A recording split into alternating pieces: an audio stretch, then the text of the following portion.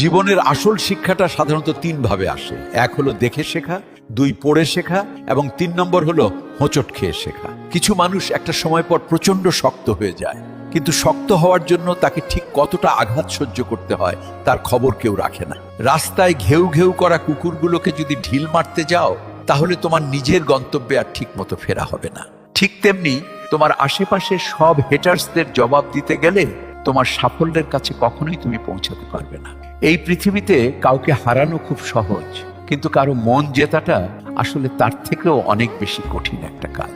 জীবনে কাউকে পাওয়াটা বড় কথা নয়, আপনি যাকে চেয়েছেন তাকে জীবনের শেষ পর্যন্ত কাছে পাওয়াটাই হলো সবচেয়ে বড় কথা।